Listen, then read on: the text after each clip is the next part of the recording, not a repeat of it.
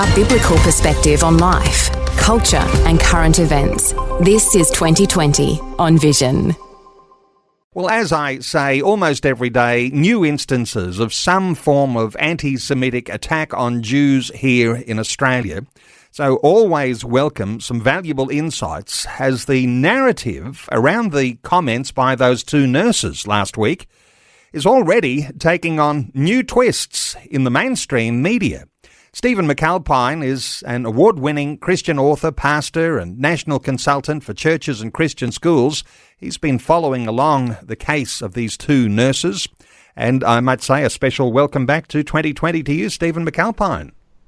Great to be with you, Neil. Thanks for having me on a thorny issue, I think. I think it is a thorny issue. And just for context here, from what I can glean, a little update here. One of those two nurses, Rashad Nadir, has apologised for making those comments through his lawyer, and he's vowed to cooperate with police. Detectives are reportedly still determining whether any charges can be laid after receiving the full footage. Now, Nadir's lawyer says by no means does he protect what he has done or hide from it. He does not represent the community of faith. It's an interesting comment. Mr. Nadir was taken to hospital on Thursday night over mental health concerns, and since then there's a number of complaints that have now come to light in different circumstances. Steve, rarely is there something so disturbing as this instance with those two nurses. What were your overall impressions? Yeah, pretty shocked when I first heard them, and then as I hear the extended video, it was an Israeli media influencer who spoke to them on a social media platform. The kind of social media platform where you don't have context of a person, you just dip in and out of different people around the world, and these two nurses came out with that. And in one sense, I'm shocked by it, and then I've backed away from full shock and going, well, what did you expect after a year and a half of the way things have gone? So those two nurses, the first reaction was they'll never work again. And now there are people from the Muslim community and Muslim representatives saying, oh, well, they're being scapegoated a little bit. I don't think that's true. But I think part of the issue is that they've been emboldened to do what they've been doing because of the inaction of the Australian government in particular. I think inaction is a powerful word that is very meaningful in this context. But the reaction of ordinary Australians, and, take what ordinary means as the way you might think of an ordinary Australian, but the reaction of ordinary Australians seems to be outrage.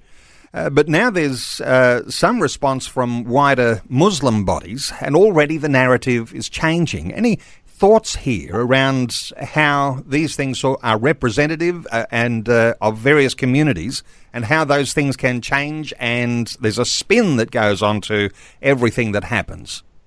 Yeah, well, it seems a bit odd that they're now being painted as the victims of some sort of entrapment, and I don't think that's true. And I think the Muslim communities would be wise to think about the way they present themselves to the wider Australian population in this context. Not all Muslim communities, but there is enough of it that you get in certain places. But I want to go back to the Western perspective on these issues. For many Australians, they're keeping their heads down because they're saying, we don't like what's going on. But out of our universities over the last 30 or 40 years, there's been an inexorable push towards an anti-Semitism that is much more public. And ironically, much more from the progressive left than it is from the so-called, hard right. And those two wings of Australian subcultures are coming together. And part of it's to do with the whole ideological and an academic framework of critical race theory, that the Jews are now seen as the oppressor versus the victim. They're seen as white versus people of colour, and they're seen as colonial versus people who are native. And all of that is a narrative that's being built that isn't actually true historically, but it embeds itself in an academic level, and it gets funding in a way that a hard-right neo-Nazi wouldn't get funding in that sort of context. So I think it's quite complex, but it is embedded deep, and I think younger generations who have no love for Israel particularly as a nation and no history of what the Holocaust was or happened, or how it happened, will buy this all too readily.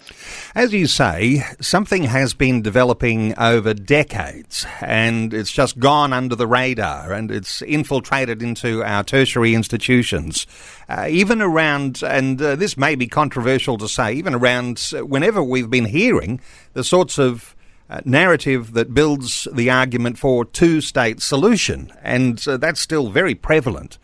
Or the thought that Zionism is somehow evil, the thought that people will have a vision to rejoin their homeland in Israel, as someone who's a Zionist. The terminology, even as that's come to light over decades now, Steve, it's in some sense loaded with some more, there's some more levels to it all. Well, you get the disingenuous, I'm not anti-Semitist, I just don't like Zionism. Well, you don't want these people to have a place to live. And I'll show you how deep it goes and how uncritical it is in its thinking. I live in the inner west of Sydney, where some of this stuff has been happening, the most progressive, open, diverse, apparently, communities. And in the eastern suburbs of Sydney and the western suburbs of Sydney, some of the places where people are well educated, you see these things. So I was going for a run around the bay, sort of an 8K loop around sort of Drummoyne area, around the water. And it was a bit of a misty, rainy day. And there were two probably late 50s, early 60s women walking. One of them had an umbrella in Palestinian flag colours that was emblazoned with the words, "From the river to the sea." And I thought, does she even know what that means? And if she does know what it means, is she the kind of person who would espouse some of the values that happen in those places in the Middle East? It feels like there's an odd disjunct between what people personally want to live their lives like and how they view the Middle East. And I thought that was just very naive to have that kind of umbrella. But the fact that it's on an umbrella just shows that there's a marketing campaign going on as well. It's not just about ideology. So when you've had this race theory in our universities, training our academics and the things that have permeated into our Australian society, has that been the thing that has in somehow or other been the underlying quiet dissent that is coming around these issues? And as you say, been going on in Australia for a long time, and then October 7 attacks, 2023, just triggers something. And what are your thoughts here for what might have developed over these past 2 years since that October 7 attack? Well, October the 7th just showed where people were actually at. It didn't change people's perspectives, and so it came to the surface. So I think the ALP and Anthony Albanese's been kind of surprised by what's going on, and I think they thought if we could just go softly, it'll die down again. But I don't think it has. I think the last 2 years has emboldened people. The problem, obviously, was that Hamas did not read correctly how Israel would respond, even though many parts of the world responded in the way that Hamas wanted it to. Israel just went on an obliteration campaign. Because the question that has to be asked, and I think has to come into the future, is a two-state solution doesn't seem like it's ever going to be possible, yet we mouth those words. There has to be some way forward, but it doesn't look like there will be. And part of this issue is a tip of an iceberg of a bigger and deeper way of thinking about rights, about the whole critical race theory issue. So everything coalesces with the Jews. And the Jews themselves are people who have, for millennia, been people of suffering. And so they've almost got an ironic humour about it. But I think that humour is gone, given what's happened the last 2 years, and positions will harden up.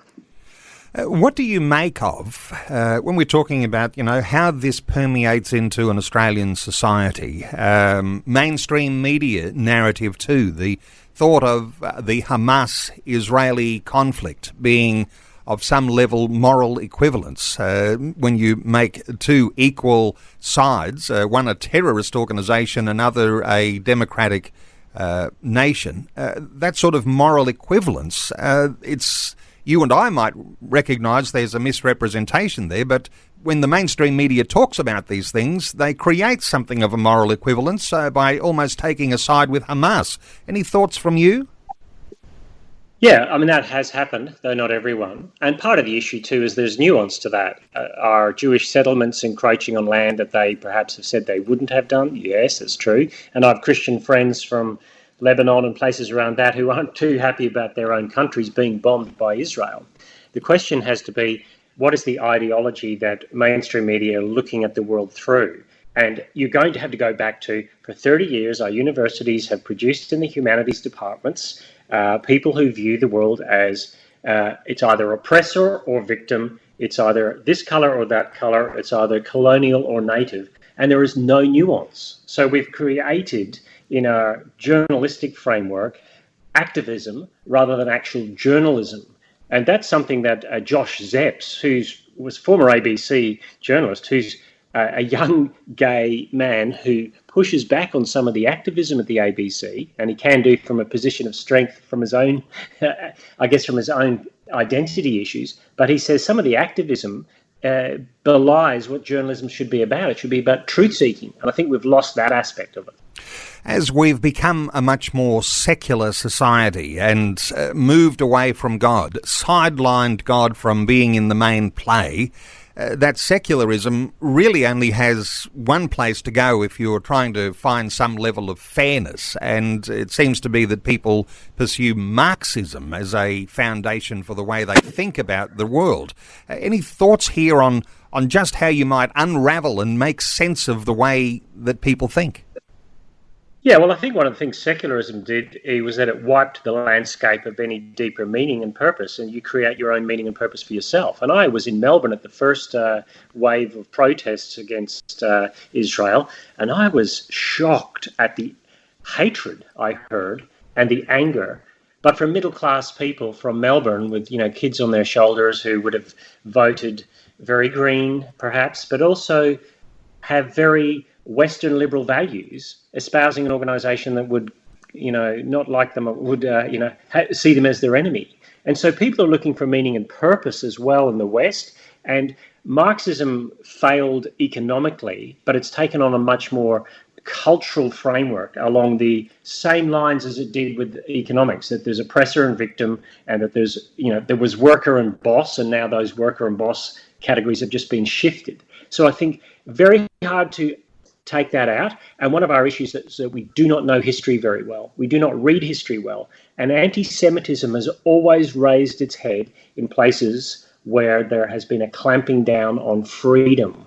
And I think anti-Semitism is the canary in the mine shaft. Once it rears its head, there's some poison in the air. And Australia has a bad reputation at the moment, even though we've been a free country, supposedly. Even though we've been the country who wants to bring all nations to our country and start again, or some of the things from the old countries are coming here as well.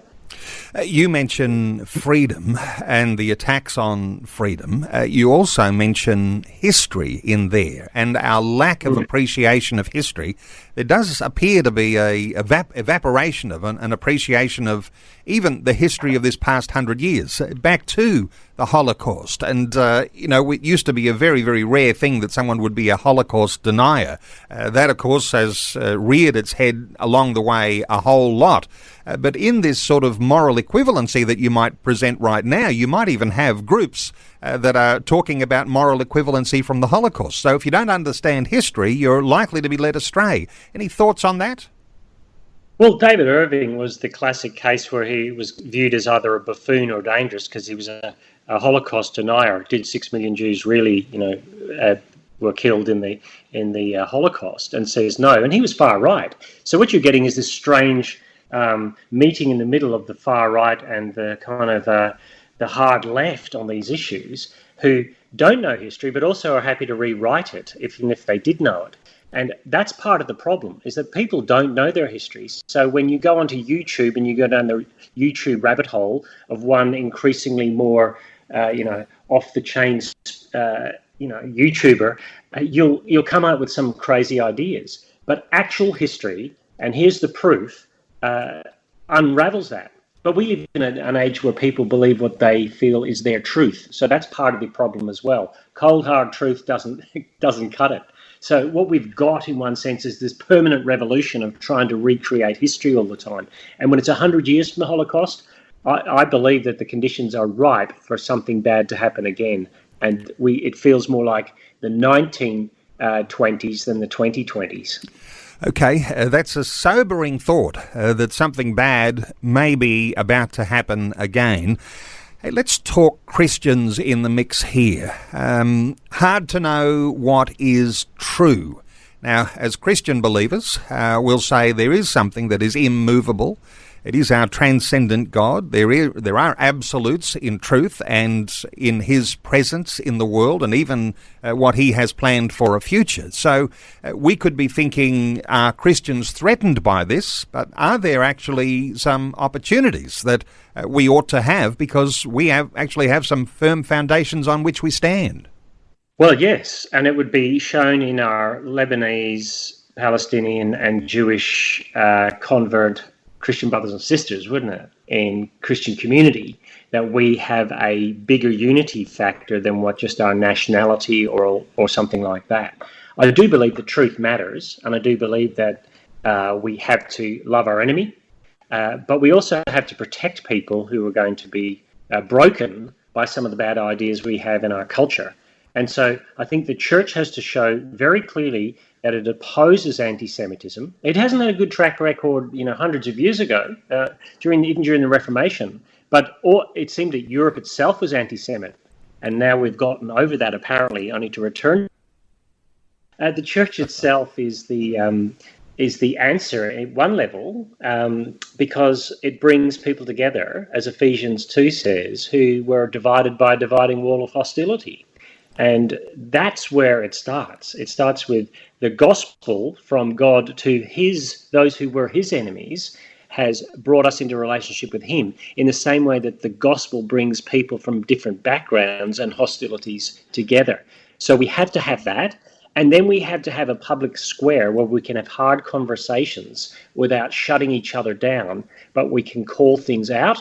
And we can ask people to think clearly about what they're doing and saying, and to look at the end result of their ideas. I think Christians can do well as a Christian community and in the public square.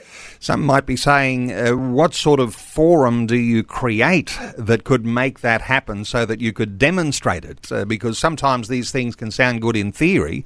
In practice, somehow or other, you've got to be able to put these opportunities forward, haven't you? Yeah, and I think we're a long way from there at the moment. I think it's too hot. I don't think it's going to be solved quickly. And I don't think we don't have the conditions in our culture for regular argument, never mind really hot button topic arguments. We do not deal with conflict well, and we haven't got the groundwork done for a small argument, never mind one of this magnitude. And that's why it's so difficult at the moment. Well, Stephen, have you written any articles on this of late? Is there somewhere we can point listeners to get a few more thoughts from a little deeper thinking from Stephen McAlpine? Have you got an article up on your website? Look, I can't. I think I wrote about it a few weeks ago, and I'm surfing around one of the things I want to do is sort of collate everything in the last few weeks and then put it together. But if you look at stephenmcalpine.com in the next few weeks, I'll probably have a few articles about this, because I do want to delve into it to see how we can move forward.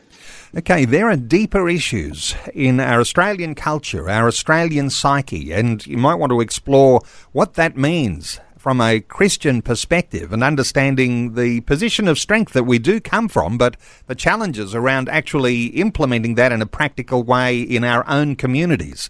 Stephen McAlpine is an award-winning Christian author, pastor, and national consultant for churches and Christian schools.